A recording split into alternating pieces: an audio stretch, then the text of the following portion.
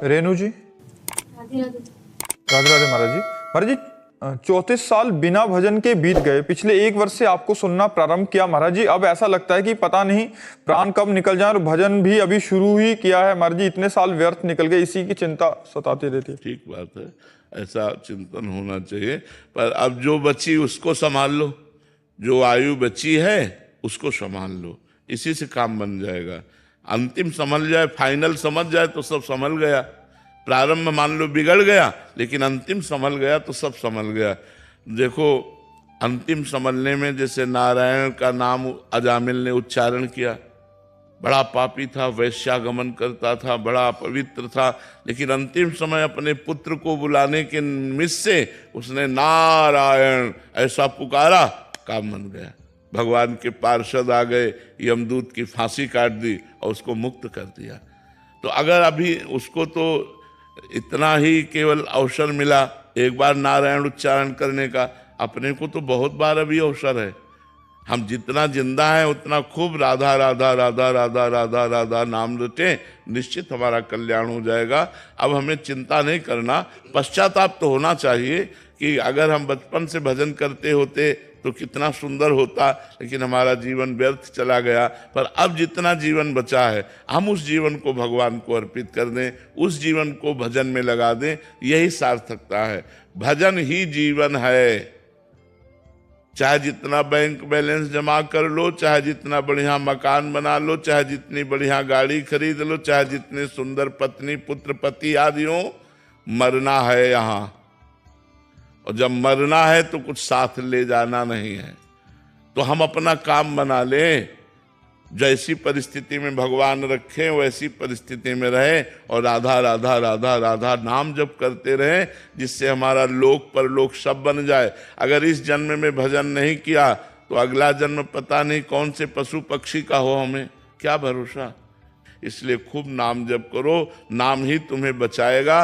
राधा राधा जितना रटो, जितनी श्वासें बची हैं उतनी श्वासें तो भगवान में लगा दो। अरुण जी, दिल्ली से। राधे राधे महाराज जी। महाराज जी, पिछले 1 वर्ष से यूट्यूब के माध्यम से जुड़ा हूं, तब से जिंदगी को बदलता हुआ देख रहा हूं। सवाल भी कम हो गए हैं और शिकायतें भी समाप्त हो रही हैं, लेकिन इच्छाओं की ओर आकर्षित हो जाता हूं। गलतियां रोज हो जाती हैं, जागरूक रहते हुए भी। महाराज जी, ऐसे में महाराज जी कैसे अपने आप को मजबूत करें? गलतियां ना हो तो ही सत्संग का प्रभाव हो। जैसे हम झाड़ू लगाए, पोछा लगाए और खिड़कियां खुली हैं, फिर धूल भर गई, तो क्या फायदा हुआ पोछा लगाने से, झाड़ू लगाने से। तो शास्त्र स्वाध्याय, संत संग, साधु समागम के द्वारा हम अपने हृदय को पवित्र करना चाहते हैं। गंदी आदतें, गंदे खान पान, इनका हम त्याग करना चाहते हैं। त्याग किया, फिर भी हमसे गलती हो रही, तो फिर धूल भरी आंधी आई, हमारे हृदय को गंदा कर गई, तो हमारी मेहनत तो बर्बाद हो गई ना। जो हम प्रयास कर रहे हैं उस प्रयास में असफलता हमें प्राप्त हो रही, तो हमको गलतियों को बंद करना होगा। देखो, घड़े में अगर एक छेद हो और हम पानी भरना चाहें तो पूरा नहीं भर पाएंगे। छेद बंद कर दो, एक एक बूंद डालते रहो तो एक दिन घड़ा भर जाएगा। ऐसे ही हमको पहले गलतियों को छोड़ना होगा। जो गलतियां खान पान आचरण में हैं उनको हमें छोड़ना पड़ेगा, क्योंकि वैसे भी आप वयस्क हो चुके हैं। अवस्था जो गलतियों वाली है वो क्रॉस कर चुके हैं। अब आपको कंट्रोल में होना चाहिए, हर इंद्री कंट्रोल में होनी चाहिए, और आप परमार्थ के पथिक बने और जीवन का परम लाभ ले। परमानंद क्या है? परमानंद क्या है? भगवदानंद।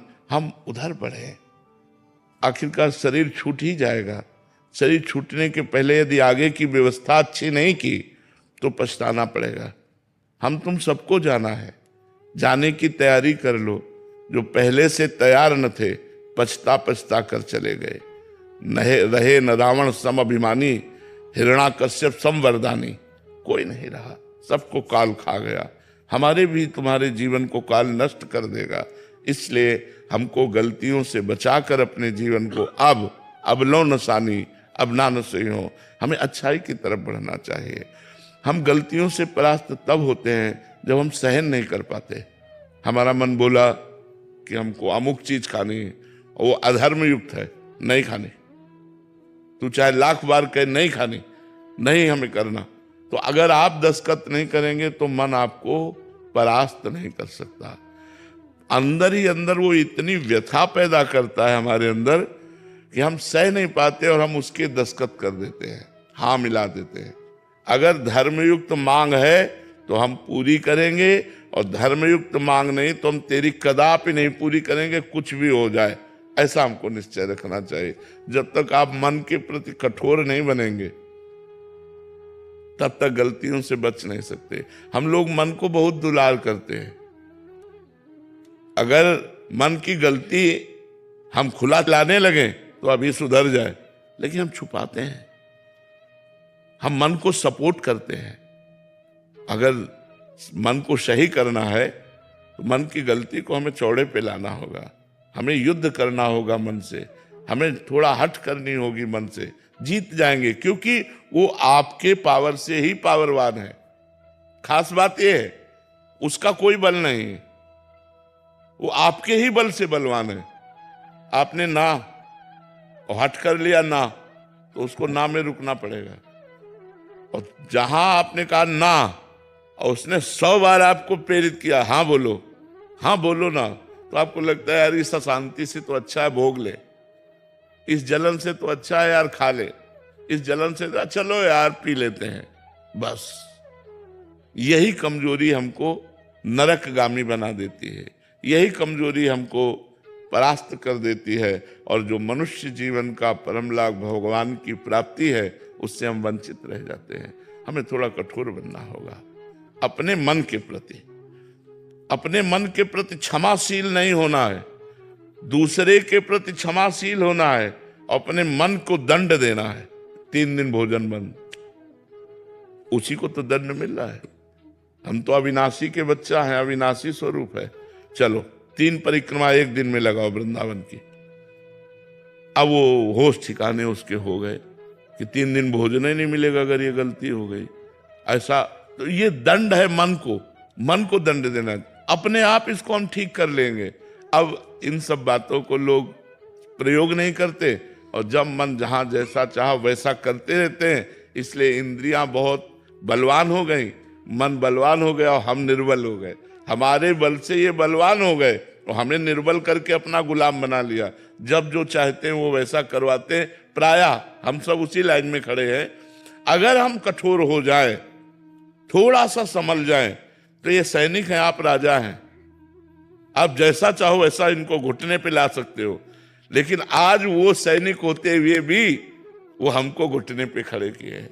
अंदर ही अंदर दबकावे, नहीं करेंगे, कुछ भी कर ले, अपने आप ठीक हो जाएगा। आप लड़ो तो थोड़ी देर मन से, लेकिन मन से 1 मिनट भी आप लड़ना नहीं चाहते। इतना दुलार करते हैं मन को कि वो जहां बोला तहां दस्तखत कर दिया, हाँ ठीक है। क्योंकि पता है अगर नहीं किया तो जलाएगा। उसी जलन को जो सह गया वही महात्मा। जो काम क्रोध लोभ आदि के वेग आते हैं, जलन आती, उसी को सहना, परमार्थ पे चलना होता है। उसी को सो यम ही न व्यथ्यते पुरुषम पुरुषर्षभ सम दुखा सुखा धीरम स्वमृतत्वाय कल्पते। जो इस व्यथा को सह जाए, जो इस व्यथा से व्यथित नहीं होता, उसे सह जाता है, वही परमात्मा पद को प्राप्त होता है। इसलिए मजबूत बनिए, अपने मन से लड़िए और नाम जपने का प्रयास अधिक कीजिए। जितना हो रहा है उससे और अधिक कीजिए, तो आपको बल मिलेगा, आपको लाभ मिलेगा। मेघा जी जयपुर से। राधे राधे महाराज जी। महाराज जी, आपने कहा है कि साधना में सफलता के लिए अधिक समय एक आसन पर बैठना, सुखासन में बैठना आदि से विशेष लाभ प्राप्त होता है और चित्त भी जल्दी एकाग्र होता है। परंतु यदि किसी का शरीर रोगी हो, सामर्थ्य ना हो 1 घंटा बैठने की, तो ऐसे में कैसे? सोफा आदि का, कुर्सी आदि का आश्रय ले ले। अगर मान लो आसनों पे नहीं बैठ सकते, अब जैसे हमारी किडनी खराब है तो हम आसनों पे अब नहीं बैठ सकते। पहले तो काफी 6-6 घंटे एक आसन पर बैठे, अब आसन पर बैठने की सामर्थ्य नहीं। तो देखो ऐसे से तकिया लगाए हुए हैं, ऐसे बैठे हैं। अब ऐसे हम बैठे हैं, एक पैर नीचे कर लिए, आराम मुद्रा में हो गए, भजन कर रहे हैं।